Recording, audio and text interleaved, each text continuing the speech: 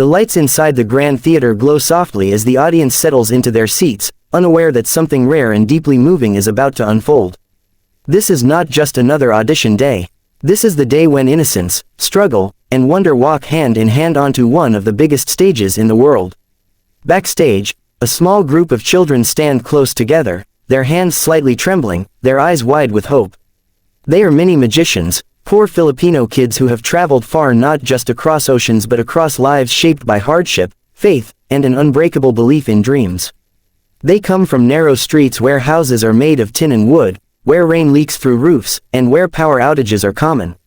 In those streets, magic is not found in glittering boxes or expensive props.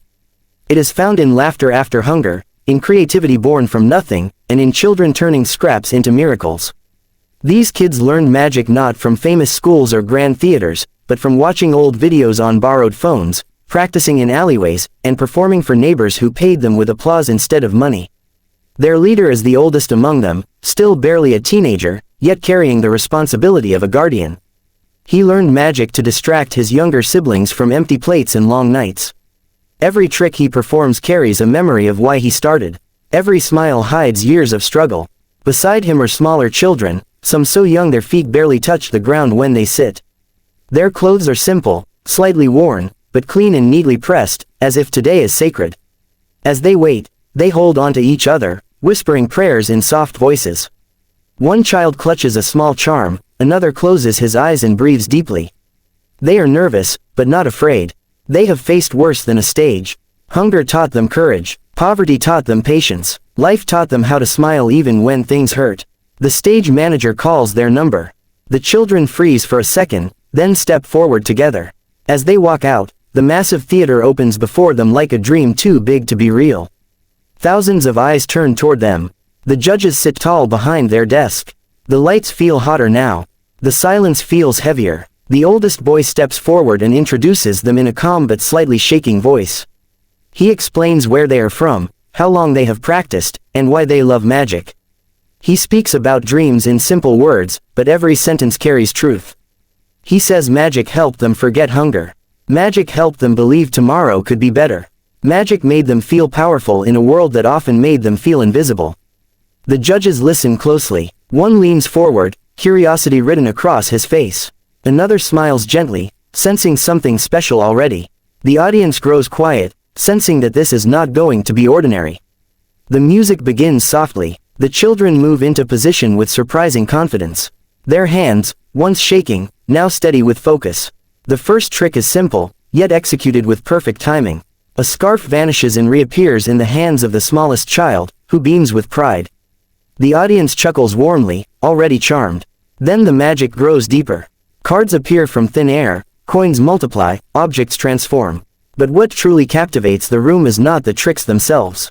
It is the way these children move together, like one heartbeat. Each child supports the other, passing focus seamlessly, never overshadowing, never competing. It feels like watching siblings tell a story without words.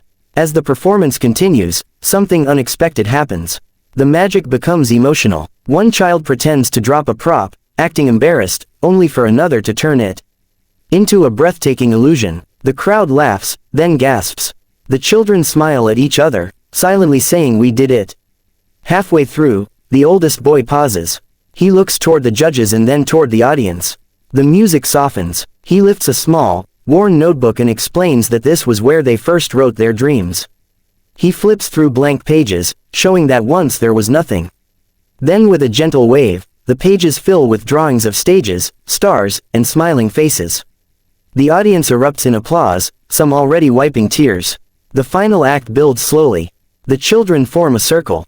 The smallest child steps into the center, holding an empty box. The others cover it briefly.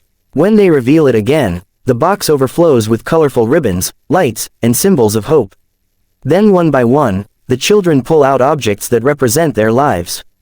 A toy boat for dreams of travel.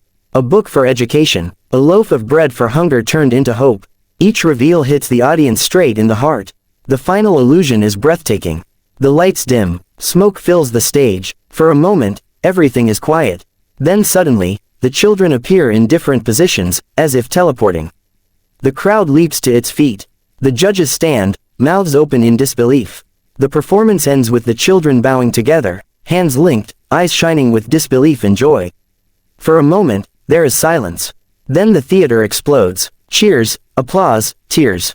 People are standing, clapping so hard their hands sting. Some shout words of encouragement. Others simply cry. The judges look at each other, visibly moved. One judge speaks first, struggling to find words. He says he has seen many magicians, but never magic like this. Not because of tricks, but because of heart. Another judge praises their teamwork, their discipline, and the purity of their performance. She says they reminded everyone why dreams matter.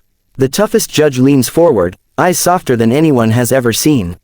He admits he did not expect much when they walked out, and then pauses, realizing the weight of his words. He corrects himself, saying he did not expect to feel this much. He praises their courage, their creativity, and their story. He says this was not just an audition, it was a moment that will be remembered. The children listen, barely breathing. Their eyes grow wide as the praise continues.